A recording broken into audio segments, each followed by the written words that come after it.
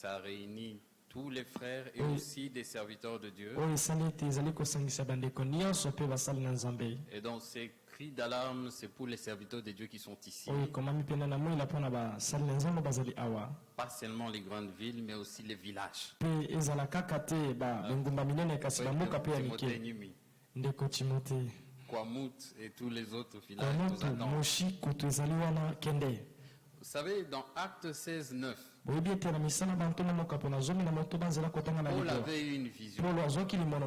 Il vit un homme de Macédoine qui lui dit, nous souffrons ici. L'Écriture dit, Paul avait compris par là qu'il était envoyé à Macédoine.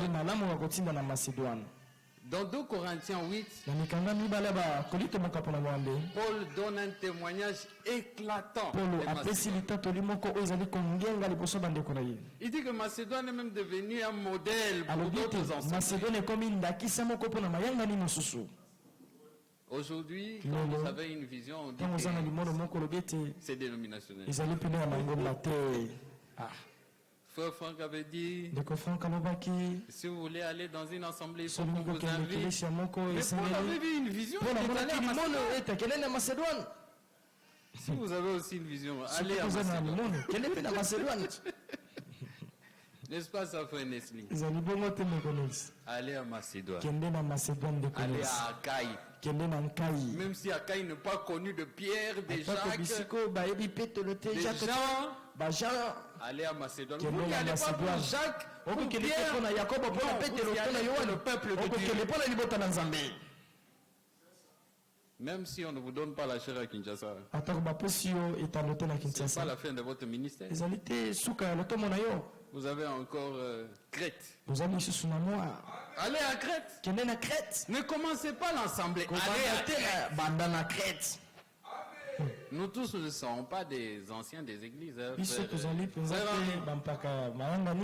on n'est pas anciens comme vous. Mais nous sommes aussi serviteurs de Dieu. Et tout cela pour le bien du corps de Christ. Et il n'y a pas de grands et de petits hommes. Tous nous sommes hommes de Dieu. Ensuite, nous avons le plus grand titre. Fils de Dieu.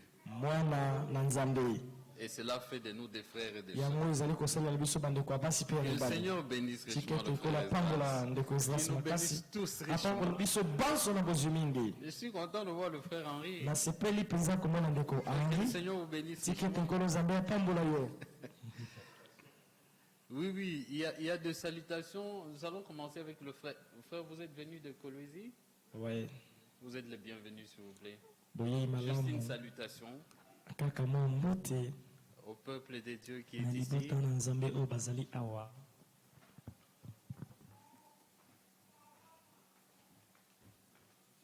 Que le Seigneur Dieu vous bénisse. Je crois que vous êtes dans la joie. Moi, je suis la personne la plus bénie. Parce que dans la communion, il y a la consolation. Il y a aussi le soulagement. Que Dieu bénisse. C'est votre frère Jean Zengou, berger de l'Assemblée 3e exotabénale de Kolwezi. Du reste, que Dieu vous bénisse. Amen. Que le Seigneur vous bénisse aussi. Oui, bien-aimé.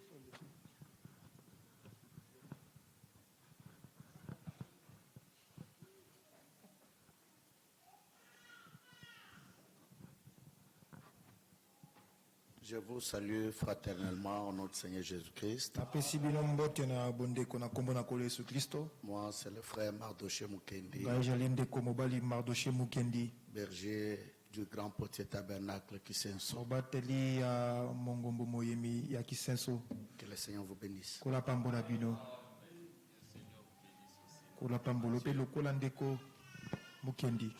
Bon. Nous allons prendre notre frère là-bas. Bien-aimé, vous pouvez venir. Juste pour une salutation. Et puis notre frère Henri. Et nous allons chanter après. Je ne veux pas oublier le frère Nessie. Vous aussi, vous allez venir. Je vous salue tous. Je suis dans la joie de me retrouver dans la communion. Dans le mot communion, je comprends plus l'unité. Cette unité, ce n'est pas nous qui l'avons souhaité. Depuis le temps où Jésus était sur la terre, dans sa prière sacerdotale, il a non seulement souhaité, mais il a prié à Dieu. L'unité. C'est ce que moi je vois par rapport au corps du Christ en ce jour. Ça demande l'unité. Et pour que nous soyons unis, pour que nous ayons une même origine. C'est ce que nous sommes tous fils et filles. C'est ce qui fait notre joie. Je suis votre frère Émile. Je travaille à côté de mon frère Henri à Massina. Que le Seigneur bénisse. Que le Seigneur bénisse. Mon frère, vous pouvez venir.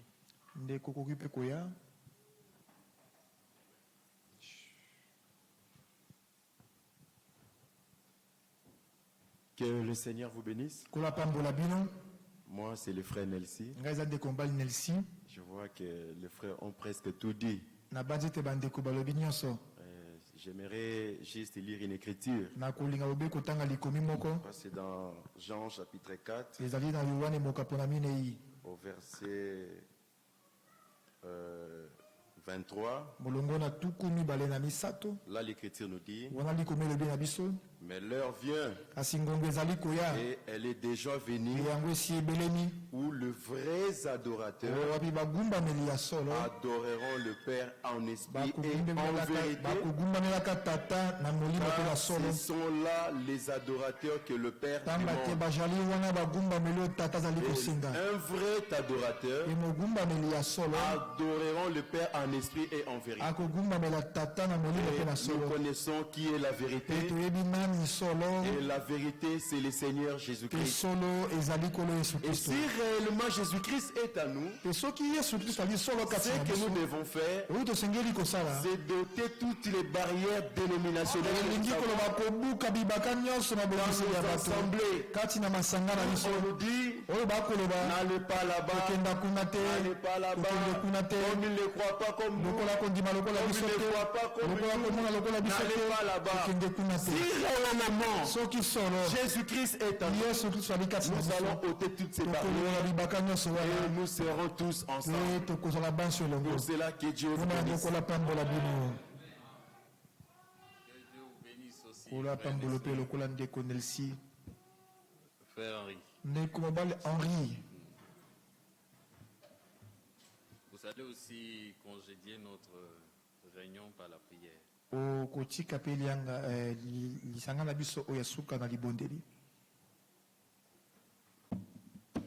Que le Seigneur vous bénisse. Que le Seigneur vous bénisse. Amen. Vous êtes fâchés?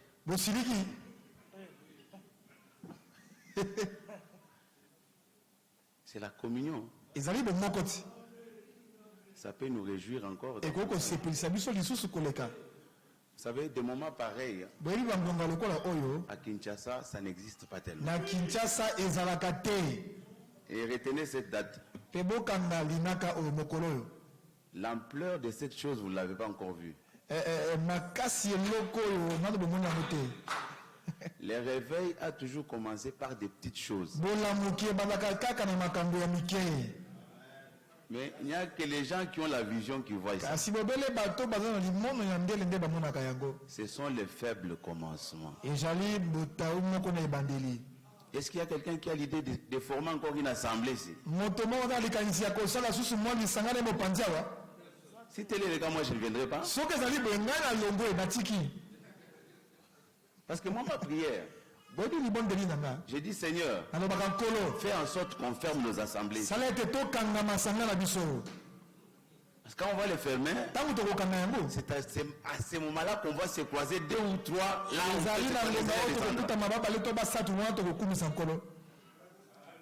On n'aura pas de barrière.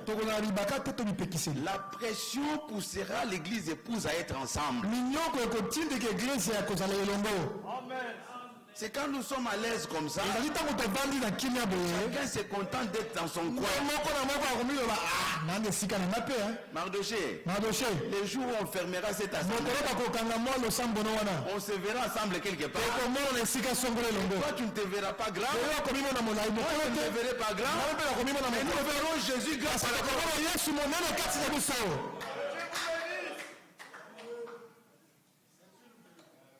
Que Dieu nous aide. Sortons des choses que les gens ont fait. Les cartels ont tellement dérangé l'œuvre du Seigneur. Vous savez, il y a des frères qui ne s'attendaient pas à Kinshasa. Vous avez demandé pour quelle cause? Il n'y a même pas de cause. Frère Nelsi, pourquoi tu ne t'entends pas avec moi? Il n'y a pas de problème, mais demandez au frère.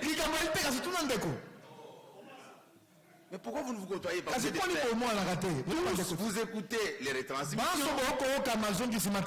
Tous vous suivez Frère Franck. Tous vous disiez que Branham est votre frère. Tous vous attendez à aller au ciel. Frère, quel ciel là? Vous voyez que quand vous irez au ciel, Dieu va commencer d'abord par la réconciliation. Avant d'entrer là-bas, rendez-vous là. Non. Avant d'aller au ciel, nous devons vivre le ciel sur la terre. Tant qu'on n'a pas vécu ça sur la terre, ne t'attends pas à aller voir les ciels. Que Dieu nous aide, frère. Dans ces temps où nous sommes arrivés, moi je commence à beaucoup aimer des frères. J'aime tous les frères, frère. Mais on me dit, les frères là, ils veulent venir apporter la parole. Oh non, tu viens d'où? Non, tu habites. Yaka. C'est le Seigneur qui t'a envoyé. Venez apporter la parole. Que le Seigneur vous bénisse. Autant de barrières. Et l'esprit exercera son ministère. Frères et sœurs, je vous dis. Je ne voulais pas prendre beaucoup de temps. Mais j'aimerais dire quelque chose. Paul, quand il est arrivé dans Acte 19, à l'assemblée d'Éphèse, la question primordiale que Paul a posée: avez-vous reçu le Saint-Esprit? C'est capital, frère. Parce que même Jésus, il a dit à ses disciples, n'allez pas si vite. Attendez. Tout ce que nous sommes en train de voir ici, beaucoup de prédicateurs ne sont pas baptisés du Saint-Esprit. Excusez-moi de dire ça. Excusez-moi de le dire. Je l'ai déjà dit. Celui qui n'a pas le Saint-Esprit, il sait que je n'ai pas le Saint-Esprit. Oh frère, comment il va te donner le Saint-Esprit? Non, le bien. Moi je l'ai dit. Onésime, le bien. Onésime, est-ce que je dis à toi? Pourquoi tu t'es pas fâché?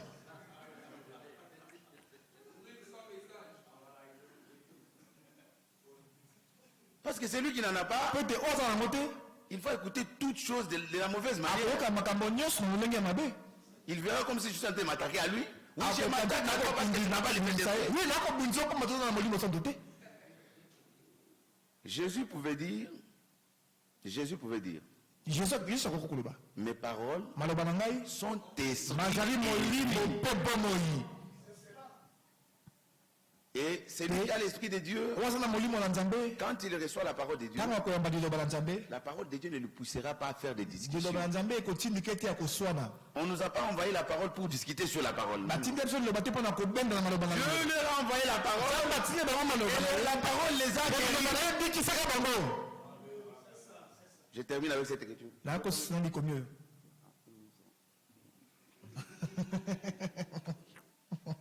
Problème. Je ne veux pas de problème.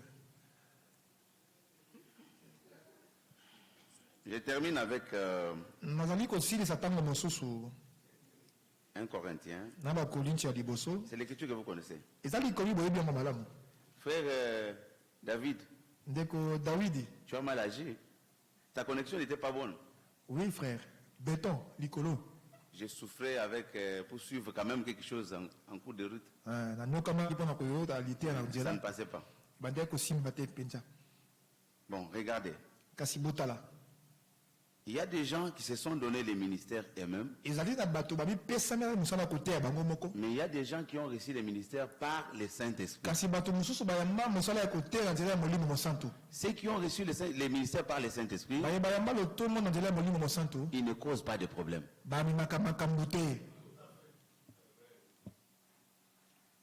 Regardez, 1 Corinthiens chapitre 12, c'est le verset que vous connaissez.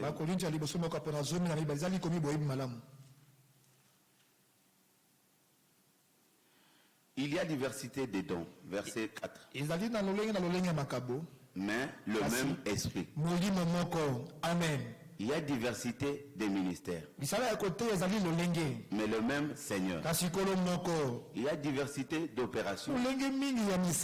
Mais le même Dieu qui opère tout en tous. Maintenant, regardez verset 7. À chacun, la manifestation de l'esprit est donnée.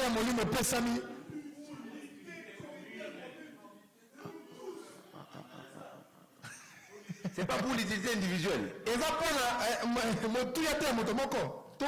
Pour l'utilité commune. Maintenant, regardez au verset 8. À l'un est donné par l'esprit une parole de sagesse par l'esprit. À un autre une parole de connaissance selon le même esprit. À un autre la foi par le même esprit. À un autre les dons de guérison par le même esprit. À un autre les dons d'opérer des miracles. À un autre les dons de prophétie. À un autre les discernements des esprits. À un autre l'exercer de l'âme. Et à un autre de langue. Un seul même esprit opère toutes ces choses, distribuant à chacun en particulier comme il veut.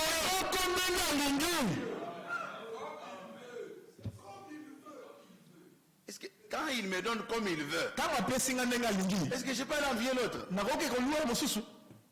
Je me contente de ce que j'ai reçu. La capacité que Dieu a donnée à Onésime, c'est pas la capacité qu'il m'a donnée. Alors moi je ne vais pas envier prêcher comme Onésime. Si je veux commencer à faire, à prêcher comme Onésime, je vais me perdre. Même sur terrain, chaque joueur connaît sa place. Chaque joueur connaît sa place. Mais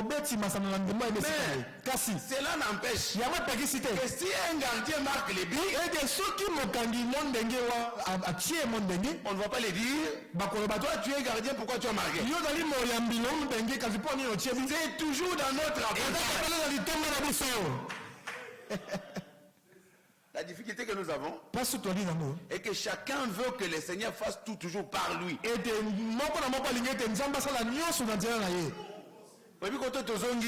Vous savez là où nous rentrons? L'église de Kinshasa est rentrée à la question qui a été posée à Jésus. Qui est le plus grand parmi nous? Que Dieu vous bénisse. Tenez-nous debout, nous allons prier.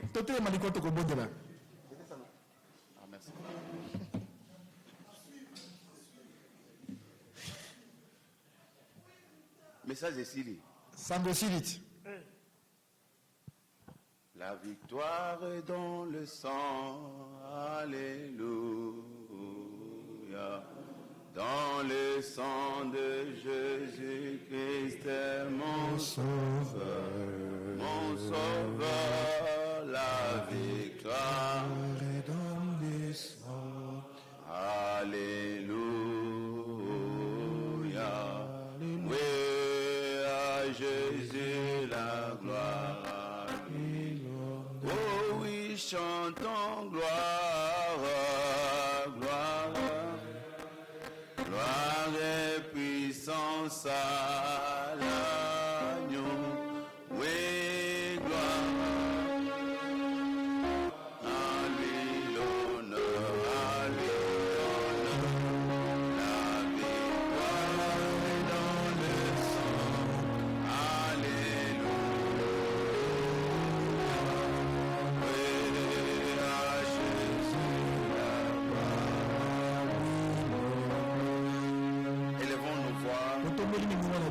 Parlons au Seigneur. Disons-lui, Seigneur, tu vois les désirs de nos cœurs. Ce que nous voulons est que cette réunion puisse s'extendre et que les autres puissent être aussi impactés dans cela. Que tu puisses nous unir davantage, surtout dans cette ville où on règne plein de divisions. Que le Seigneur assiste son église dans cette ville. Chaque frère ou chaque soeur qui est dans une difficulté quelconque, que le Seigneur lui vienne en aide. Élevons nos voix et prions. Dieu notre Père Céleste, merci encore pour ce que tu fais, ce que tu as accompli encore ce soir au milieu de nous. Nous sommes à toi et voilà que tu nous as réunis comme la poule réunit ses enfants dans ses ailes. Nous étions venus en ces lieux pour te rencontrer. Voilà que tu es descendu et tu nous as parlé. Nos cœurs brillaient au-dedans de nous quand toi tu nous parlais. Seigneur, nous manquons quoi te donner. Nous manquons quoi te remettre en retour pour ce que tu as fait et ce que tu as accompli au milieu de nous. Père Dieu de gloire, accompagne tout un chacun de nous-mêmes en chemin de retour. Mais ce que nous te demandons, que ceci ne puisse pas s'arrêter en ces lieux, mais nous voulons que cela puisse s'étendre sur les autres qui entendront ce message, afin qu'on puisse sortir des prisons que les hommes ont construites, mais qu'on entre en Jésus-Christ. Nous voulons marcher avec toi, Seigneur. Aide l'assemblée de cette ville, aide les frères et sœurs qui sont encore liés, qui ont des divisions, qui ont des problèmes entre eux. Seigneur, unis ton épouse, rassemble tes enfants, afin que nous puissions tous être unis sous une telle tête. Nous voulons marcher avec toi, Seigneur. Nous voulons, Seigneur, faire seulement ce que toi tu veux que nous fassions. Nous ne voulons pas accomplir nos volontés, nous ne voulons pas faire ce qui vient de nous, mais nous voulons qu'en toute chose, Seigneur, que ta volonté soit faite dans nos vies, comme jamais. Accomplis ce que toi tu as voulu faire. Au nom de Jésus-Christ.